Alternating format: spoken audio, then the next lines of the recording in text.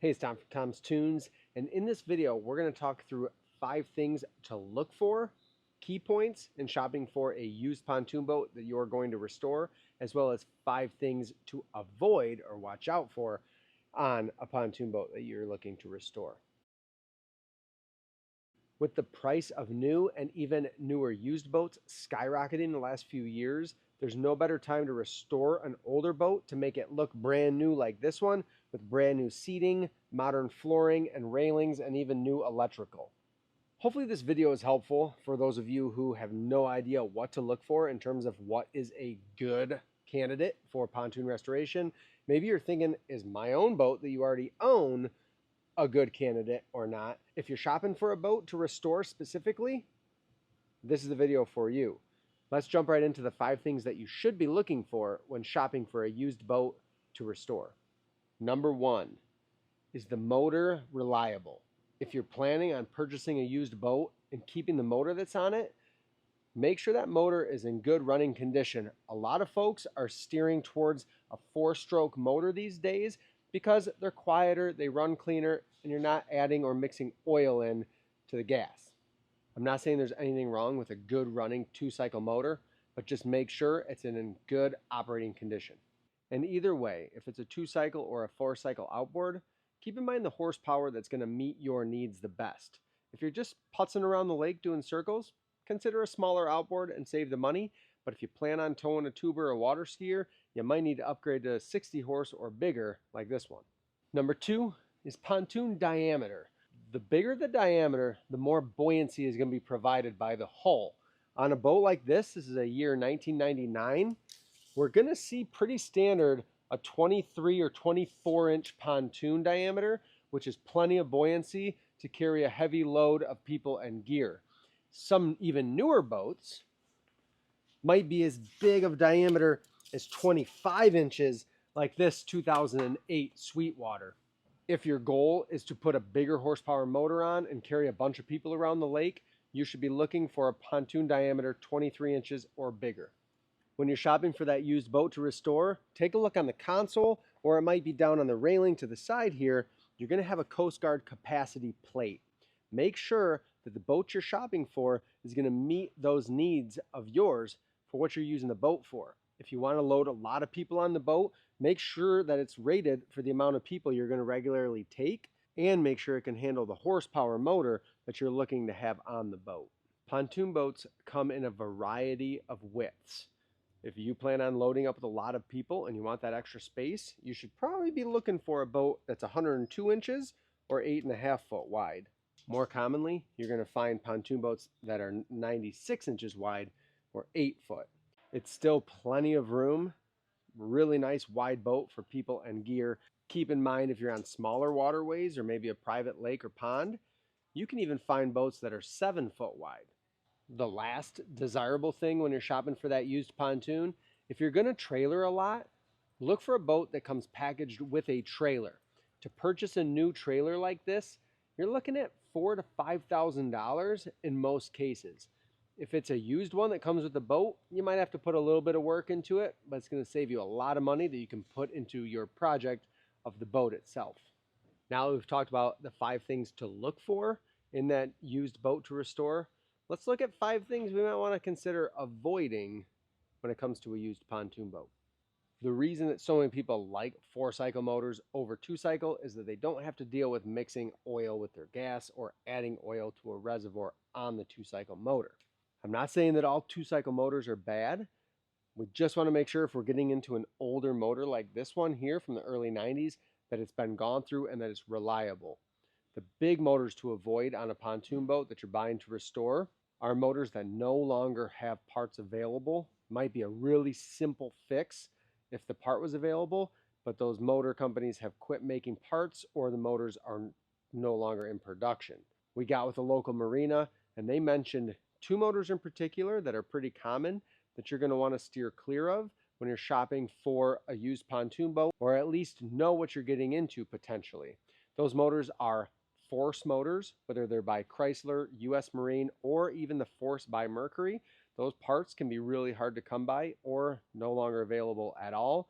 And then the 4-cycle Evinrudes, actually, kind of a surprise, Those were made for a short period of time, and parts in a lot of cases are no longer available.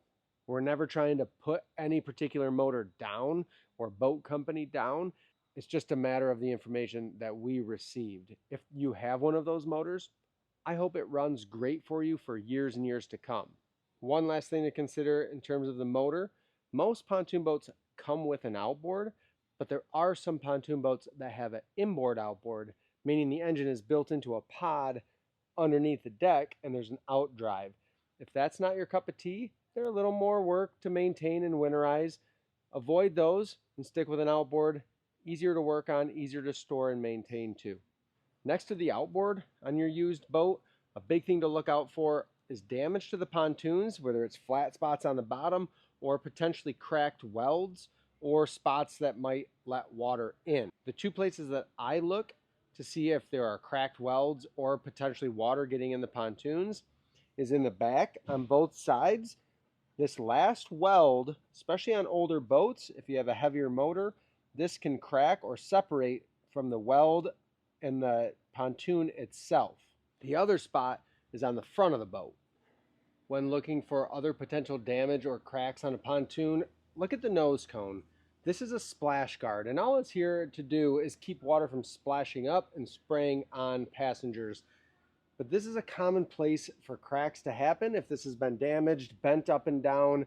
This boat has nice long welds across the splash guard on top and bottom to prevent that from happening. This one's in really good shape, but it's a good place to look. The other spot to look is on the front of the nose cone, the leading edge, to check for damage or dings. I've seen little holes in the front of these from impacting. If there's a lot of impact, there's a good chance that it could be letting water in. In any case, where I hear water in pontoons or leaks that have happened is when the boat is being moved on the trailer. A lot of times as a boat comes into my shop, the person backing it up hits the brakes, I hear water slosh in the pontoon, and we know we've got a leak. So if you're looking at a pontoon boat and it's on a trailer out of the water, you can rock it, you can move it back and forth and see if you hear water sloshing in any part of the pontoons. The other place to look for a leak potentially if the boat is on the water is the water line on the backs of the pontoons. If we look at a boat like this, our water line or that scum line is identical pretty much on both sides. If I were watching this float in the water, I'd be able to tell if one side was way lower than the other. There's a good chance there's water in that pontoon, as long as the boat is balanced, obviously, on the top side. Another thing to take into consideration or maybe avoid, especially if you're doing your restoration on a budget, is looking at the things or the items and components that you're going to reuse on the boat. For instance, a sun deck like this or a railing kit, make sure that it's in usable condition and not too beat up to still look good when you finish your project. Think about things like your deck trim that might be scuffed a little bit. Maybe that's reusable. Corner caps, if they're in good shape, not broken off. These are things that can be purchased new at PontoonStuff.com. But if you have nice pieces, it's hundreds and hundreds of dollars that you can save and put into other things like new seats or electrical. If your deck trim looks good, like this one does, we can reuse it and it looks great next to a new set of railings. Your console's another place. You might be replacing the console with your new furniture, but if you plan on reusing your console, make sure the boat you're shopping for has something that's sturdy. This one's starting to get a little wobbly. It's a wood construction. Might not be the best one to reuse on your boat. And then the last component that's on every pontoon boat is your transom. This is what's holding your motor.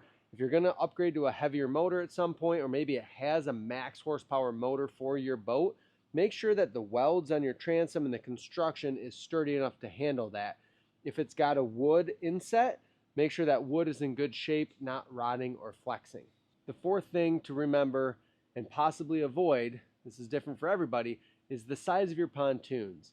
If you plan on redoing your boat with a new deck, vinyl flooring, maxing out your furniture for more and more passengers, you really need to avoid a boat with small pontoons. I would say 20 inches and under are a no-go if you're planning on making it a boat for cruising and loading up with people. You're going to sit very low in the water. It's going to become less stable. Those are pontoons to avoid.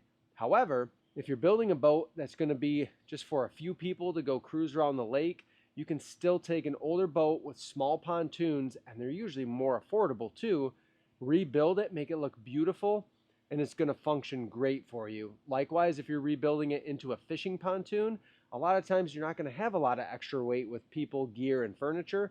You could get away with a boat with smaller pontoons. But remember, if your goal is loading it up with a bunch of people, the bigger the pontoon diameter, the better. Avoid those small pontoons. The last thing to be aware of when you're shopping for a used pontoon is make sure that the boat comes with the paperwork that's needed for you to register or title the boat in your state. Avoid a boat that doesn't have the proper paperwork or that paperwork is missing.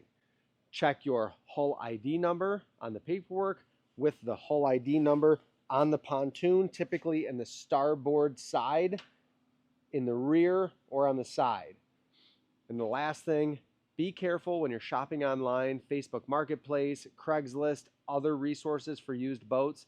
There's a lot of scams out there. Do your due diligence, do your research, make sure that it's a legit deal. Go see the boat in person before you purchase it. Check all those things that we've talked about. Thank you for following us along through these topics in terms of what you're looking for in a good used pontoon boat to purchase for the use of restoration. You can take a really affordable boat with a good reliable motor and make it look beautiful with all new components. Everything you see behind me is from PontoonStuff.com. We've got coupon code in the description. You can use that to save some money on your purchase. If you've got questions, please comment them below. Ask. We're not going to throw any boat brands under the bus here. There's really not one that I wouldn't restore. So all things considered, look for what's going to work best for you and your uses and go from there.